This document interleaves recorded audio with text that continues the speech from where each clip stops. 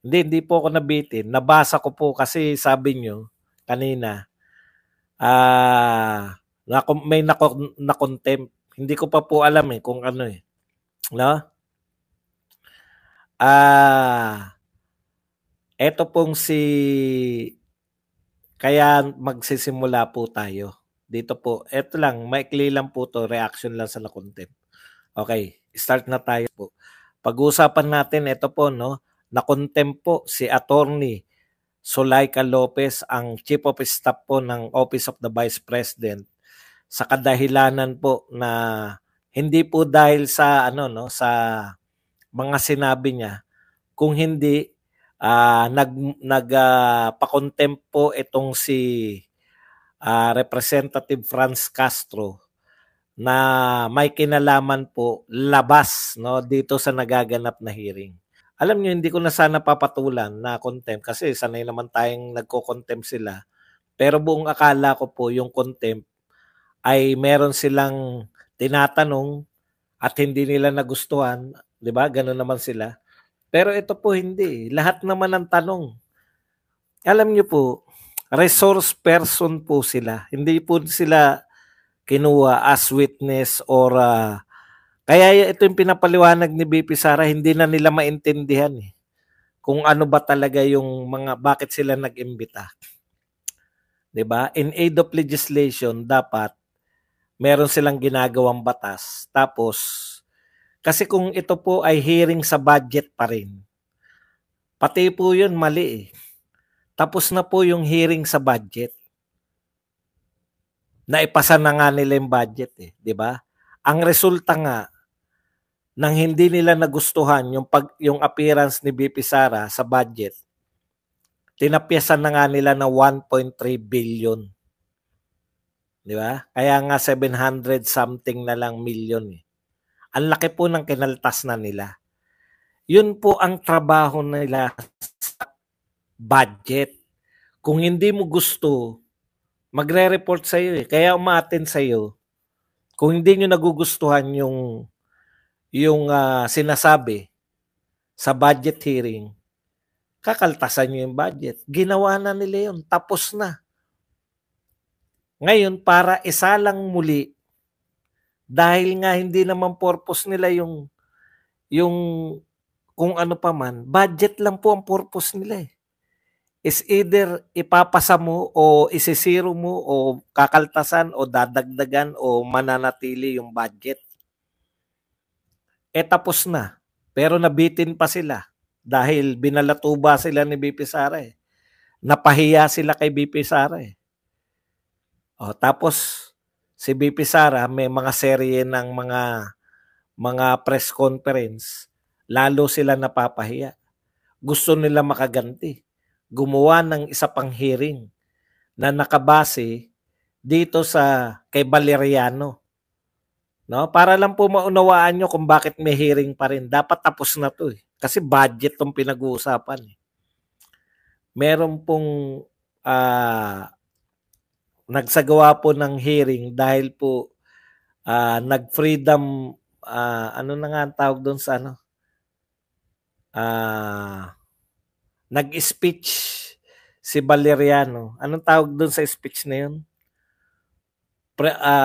Privilege speech, no? Si Valeriano, inakusahan niya ng kung ano-ano si BP Sara sa kanyang privilege speech. Kaya, inimbestigahan nila yung privilege speech ni Valeriano. O ngayon, ang tagal na po, no? Wala naman silang sinasampang reklamo, wala naman silang binibintang. Kung meron po silang nakita talaga na pagkakamali, ano yung binibintang nila? Wala po, naghahanap. Naghahanap po sila ng ibibintang para may maikaso kay BP Sara or plainly paninira lang. Paulit-ulit sila dyan sa Mary Grace Piatos eh. Paninira lang naman yan. Hindi naman nila alam kung paano nila atakin yung Mary Grace Piatos. Okay. Ngayon, pinadadalo nila, yung dumalo, kinontem pa. Kaisa-isa na yung dumalo, hindi ko alam kung may kasama pa siyang dumalo. Pero chief of staff yan, dumalo siya, out of respect, siguro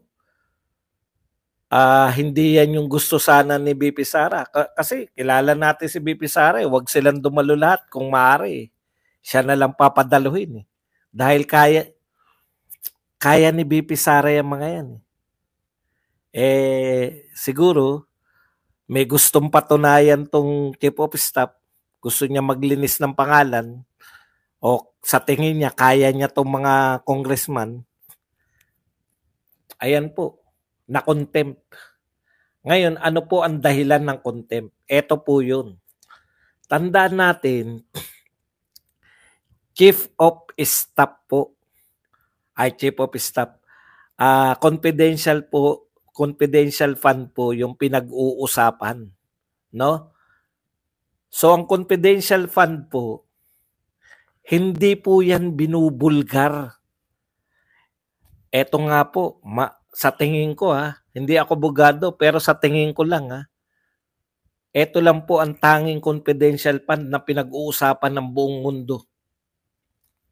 Hindi naman exaggerated naman yung mundo. Yung lantad sa buong Pilipinas. Kung saan mga ginamit. Nilantad nila Castro. Ewan ko lang kung nag-iisip to si BP Sara na idemanda tong mga congressman na to sa paglalantad at saka yung COA sa paglalantad ng kanyang confidential fund. Okay. Bakit po kinontempt? Ayan, dito na tayo. So, naibigay ko na yung background. Ngayon, bakit po kinontempt? Ito po yung dahilan ng kaya siya na-contempt. Ayan, no?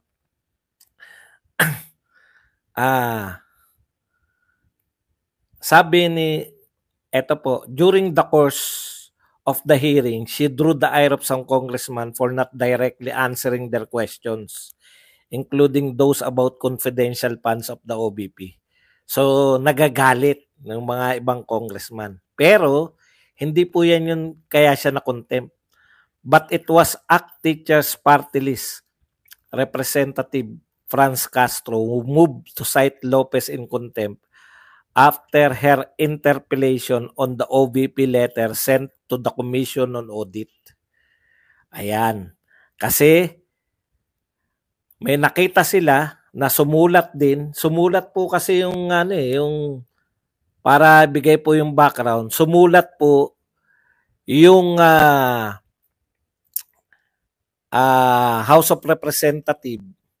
Gusto nilang malaman, makita yung mga papeles na makaugnayan sa confidential fund. Ngayon, syempre dahil confidential fund, gusto naman, sumulat din po yung Office of the Vice President na kung po pwede, wag ibigay dahil nasa proseso pa, hindi pa tapos. O kita nyo nga, wala pa nga silang ruling. 'Di ba? Bakit mo ibibigay yung mga papeles nasa process pa ng pagkukumpleto yung Office of the Vice President. Actually, 6 months yung binibigay sa kanila mula po dun sa disallowance. Pero hindi lang po yung disallowed ang binigay, pati po lahat. Kaya dyan po lumulutang yung mga Mary Grace Piatos, Kiko Bakino o kung sino pa man. No? Kasi nga hindi pa tapos. Hindi rin naman nila naiintindihan kung ano. Siyempre susulat yung Vice President dahil gusto niya na yung confidentiality wag sana ibigay kasi ang ganda naman na request, di ba, ng Vice President. Ang nakapirma lang etong si Chief of Staff. No, siya yung nakapirma na wag muna sanang ipamigay ng mga COA. Maganda po yung request din. Ibig sabihin, ang kinakatwiran pa nga nito dahil magkaiba naman po, hindi naman po yung Congress.